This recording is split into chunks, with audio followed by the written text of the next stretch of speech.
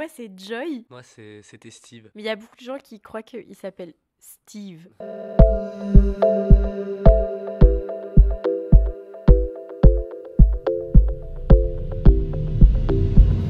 Jamais assez, toujours trop.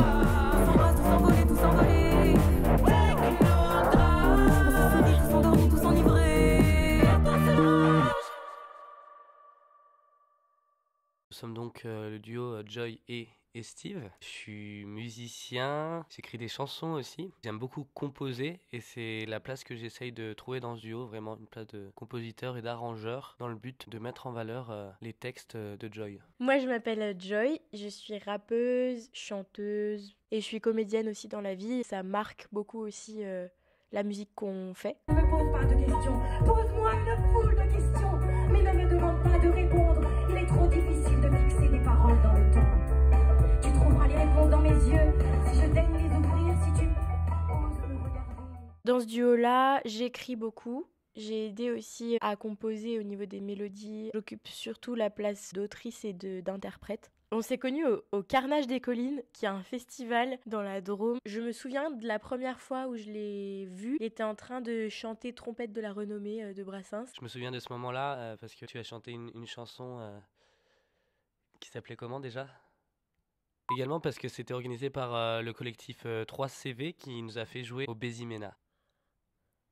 Antonin a vraiment une qualité de rigueur au niveau de sa composition. Il voit à peu près la structure de toute la musique avant même qu'on l'ait complètement composée. Mais des fois, je trouve que ça mériterait d'être un peu dézingué, tout ça. Ces textes sont d'une grande richesse également, qui mélangent une grande poésie avec des choses beaucoup plus crues. Je trouve qu'il y a vraiment quelque chose de neuf, donc je me suis vraiment senti privilégié de pouvoir travailler avec elle. Souvent, c'était Antonin qui, lui, avait des accords, par exemple, une ritournelle, une mélodie qu'il avait composée de son côté, et moi, un texte que j'avais composé de mon côté. Ça marche pas, on change. En fait, c'est vraiment un dialogue constant pour la création. Nos deux noms sont sur l'album en tant qu'auteur, compositeur, interprète. On aime beaucoup se reposer sur l'opinion de l'autre. C'est-à-dire que moi, j'aime bien demander à Jasmine si elle n'a pas des meilleures idées de mélodie à partir de ce que j'ai déjà fait. Et vice-versa, Jasmine aime bien me demander ce que je pense du texte. Et du coup, ça crée un vrai travail de navette, en fait, entre nous deux.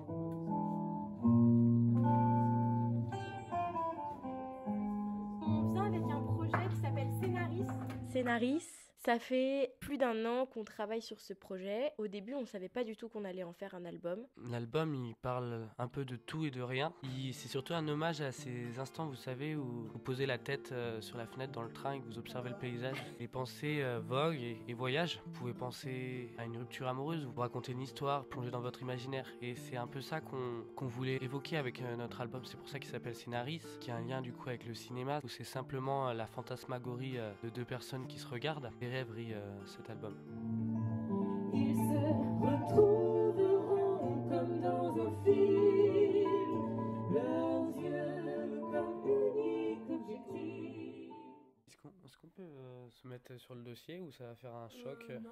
Je vais plutôt parler en mon nom parce que j'étais plus sur la partie musique de la création. L'engagement, le militantisme, il n'avait pas trop de place. Dans le texte que j'ai écrit pour l'album Mondes Infinis, au contraire, c'est plus des rêveries. Je trouve qu'on n'a pas orienté la création vers un engagement, un militantisme. En revanche, dans la façon dont on a de communiquer, de nous promouvoir, de nous produire, l'engagement et le militantisme a plus sa place. Ouais, moi, je dirais à peu près pareil. En même temps, j'ai la partie texte qui est un peu plus explicite au niveau de l'engagement. Je suis quelqu'un qui aime dire les choses. Mon militantisme transpire dans mes textes, sans que j'ai besoin de dire « il faut faire ça » ou « ce serait mieux que vous soyez comme ça », etc. Que j'excelle, bro, tu t'excites.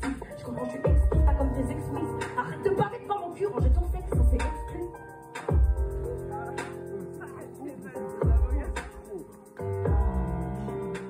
Ça transpire, mais c'est pas du tout un album qui se dit militant. Moi, je regarde la caméra depuis tout à l'heure. Et toi, tu regardes quoi ? Moi, je louche. Alors une anecdote par rapport à l'album, il y en a plusieurs. À chaque fois qu'on essaye de faire un concert ou un enregistrement, on y arrive, mais c'était pas sûr qu'on allait y arriver. On a enregistré l'album, Siconia qu'on embrasse, avec le Covid. Premier concert qu'on a fait, j'étais là-bas moi depuis quelques heures et Antonin ne vient pas. Et là Antonin arrive et sa voiture allait exploser. Il y avait de la fumée mais qui jaillissait de sa caisse, c'était -1. On a joué un concert, tout se passait bien, on a fait des bonnes balances, là on était dans les temps, tout allait bien, on a tout bien réussi. Pendant le concert, panne de courant. La magie s'envole.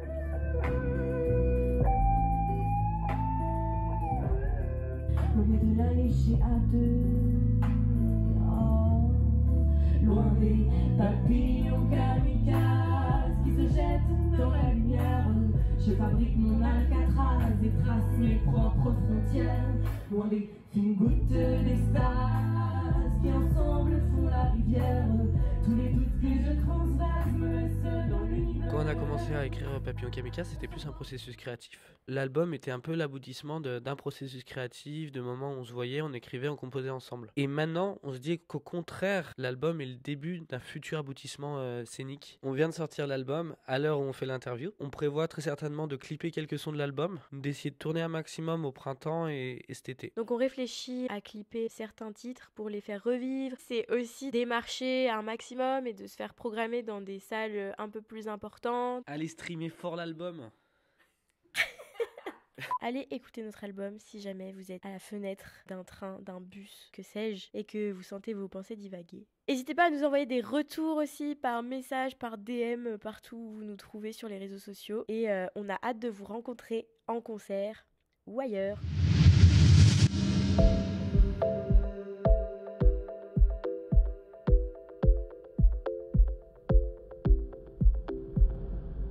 Jamais assez, toujours trop.